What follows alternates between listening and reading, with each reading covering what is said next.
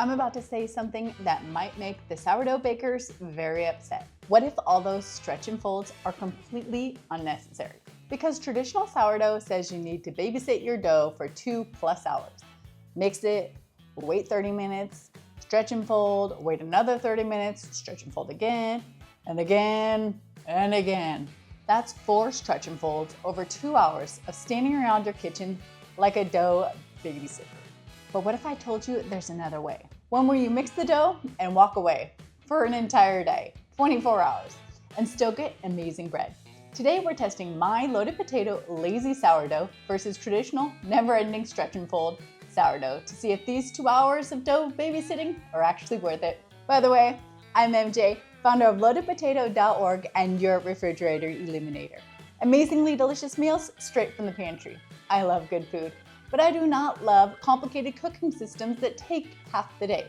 So if there's a lazy way that still tastes amazing, I'm choosing that one. Let's start with the classic sourdough method. This is what most recipes tell you to do. Mix your flour, water, salt, and starter. Then rest it for 30 minutes. Then you do your first stretch and fold, rest another 30 minutes, second stretch and fold, another 30 minutes, third stretch and fold, another 30 minutes, stretch and fold for the 4th time. By the time you've done, you spent 2 hours checking on your dough like it's a toddler at the playground. And the whole idea behind it is to build the gluten structure, stretching the dough to strengthen it so the bread rises higher and gets that nice airy crumb. Sounds great, but it's also a ton of work. My lazy loaded potato method, you mix your dough, that's it. No stretching, no folding. Just mix your dough, cover it, put it on the counter for 24 hours. And during that time, the gluten develops naturally and the fermentation does all the work for you. The next day, you literally plop the dough into parchment-lined loaf pan, let it rise for another hour, hour and a half, and then bake it for an hour. Boom, beautiful, perfect bread. No babysitting required. Today, I'm putting my money where my mouth is and I'm comparing both. Same starter, same flour, same kitchen, only difference is the method. On this side, we have the traditional stretch and fold sourdough. And on this side, we have my lazy sourdough that required almost zero work. Well, a little bit of work, but no stretch and fold. Both went in the oven for an hour, so now the moment of truth. First, for the lazy loaf. Beautiful rise, nice crust, looks exactly like what you'd expect from a sourdough. The traditional loaf. Honestly, it looks almost identical to the other one. Very, very similar. But I spent 2 hours longer on this guy. Let's cut them open and see.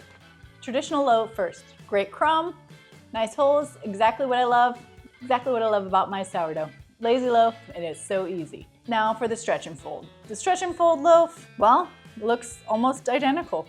So, side by side, they are so comparable, it's hard to even tell a difference. This one is a little bit more airy than this one's a little more dense, even though size-wise, they are almost exactly the same. But this being my lazy loaf, and this one took 2 hours longer.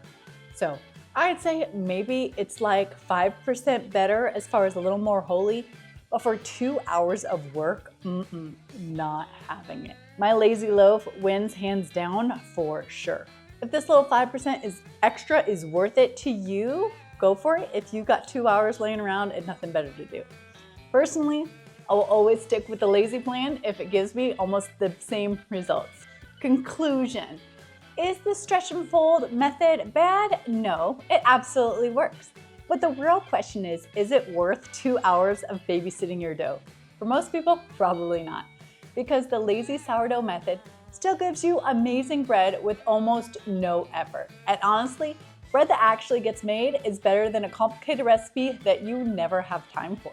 If you love smart kitchen shortcuts that save time and still taste amazing, hit that subscribe button and follow me. Because around here, we're not doing complicated cooking for no reason. We're hacking the kitchen so you can spend less time cooking and more time doing literally anything else.